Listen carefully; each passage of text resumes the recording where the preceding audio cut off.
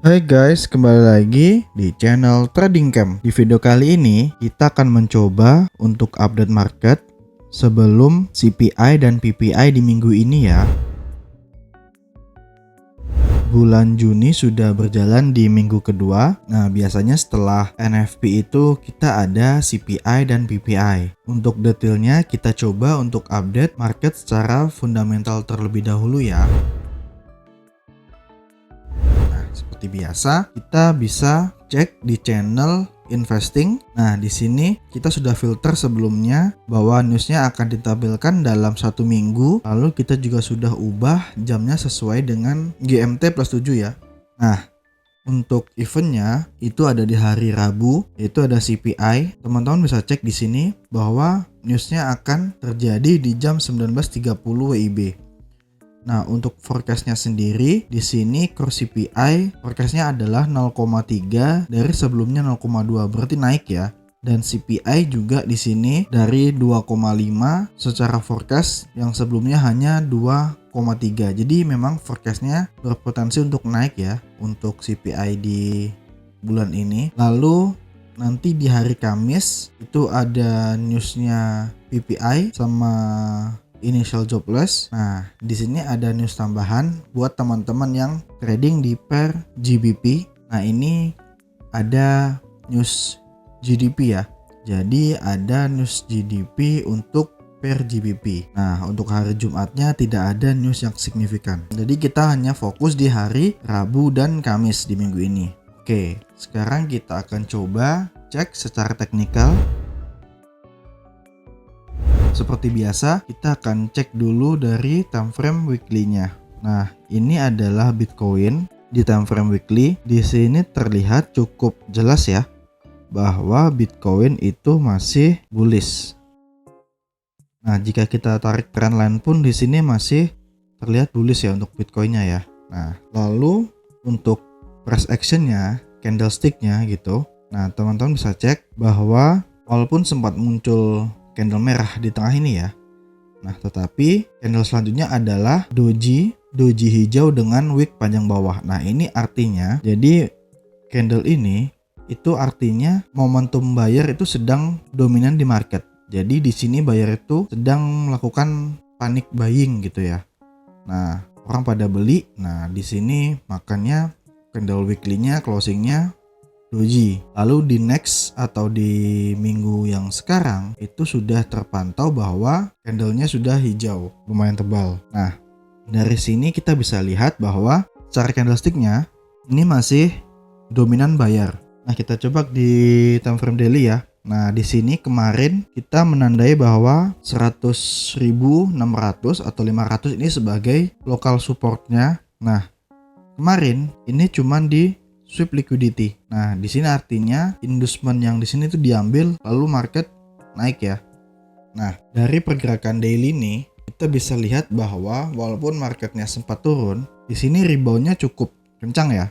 Nah, jadi memang potensinya di sini marketnya masih bullish. Nah, kalau kita coba gambar trendline di sini, nah ini juga belum break trendline. Terlebih kemarin kita juga sudah cek secara metode SMC bahwa memang Bitcoin ini pergerakan naiknya waktu ATH itu solid break candle. Jadi memang terjadi reversal di daily. Oke, setelah itu kita cek. Nah, sekarang yang jadi pertanyaan adalah apakah Bitcoin ini mengalami rejection? Yang ini adalah turun dulu.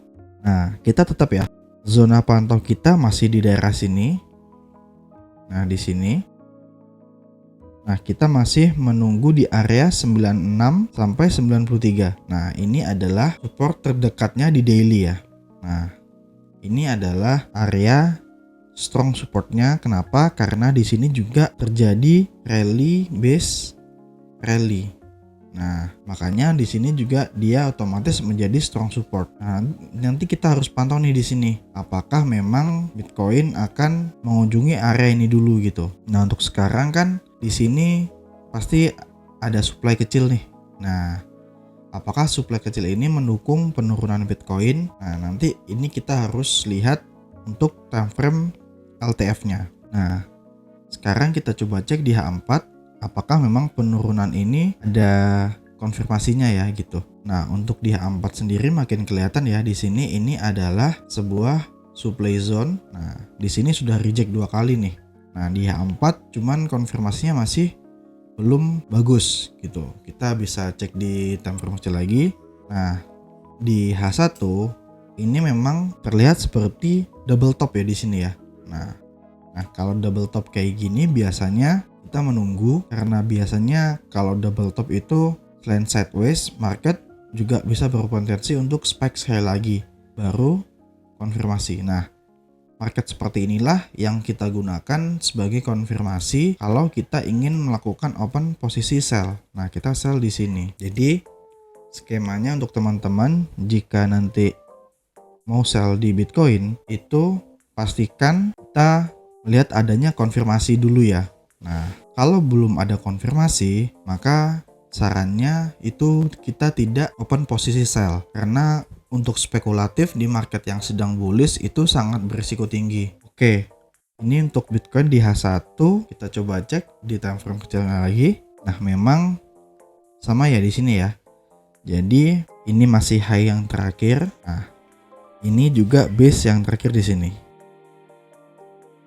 Nah, bisa jadi nanti ini Bitcoin itu turun, retest, lalu naik juga. Nah, ini juga bisa. Jadi apapun yang dibentuk, kalau teman-teman tradingnya itu intraday atau patokan LTF itu bebas ya, mau ambil buy atau sell. Yang jelas pastikan di tiap keputusan yang diambil itu berdasarkan konfirmasi dari market, bukan spekulasi. Oke, sekarang kita coba cek marketnya gold. Nah, di sini kita lihat dulu ya bahwa di time frame weekly-nya gold itu dia cukup sideways di atas ya. Ini dia buat base di atas ini. Nah, ini juga cukup tricky ya untuk kita trading intraday. Jadi dari weekly yang seperti ini pun dengan wicknya yang panjang atas dan panjang bawah, ini sangat-sangat terlihat bahwa ini adalah SL Hunter, di mana retail yang melakukan open posisi di sini itu banyak yang terkena sweep liquidity. Nah, biasanya dari yang sebelum-sebelumnya, nah dia buat base itu untuk terbang. Nah, ini base, lalu ini base lagi. Nah, sekarang tinggal pertanyaannya, apakah base yang sekarang ini itu adalah base sebelum gold lanjut naik lagi, atau justru malah ini sebagai tanda bahwa gold akan turun. Nah, ini juga teman-teman bisa tanda ya nanti di time frame yang lebih kecil ya, tentunya di H4, di daily. Nah, nanti base-nya kan makin kelihatan jelas nih. Nah, ketika base itu break ke bawah di break body ya, nah itu juga bisa menjadi sinyal dini bahwa market akan melakukan penurunan gitu. Nah, kalau sejauh ini kita di weekly itu masih peluangnya masih 50-50 gitu ya, masih 50-50, bisa ke atas maupun bisa ke bawah. Kita coba cek di daily-nya. Nah, di daily-nya ini kan kelihatan jelas nih. Kita punya batas atas itu di sini di ATH-nya, lalu kita punya batas bawah itu di bawah sini. Nah, di 2950-an. Nah, memang ini adalah range daily kita di gold. Jika kita tarik Fibo-nya, nah sebenarnya kemarin gold ini sudah sempat koreksi di golden ratio-nya ya.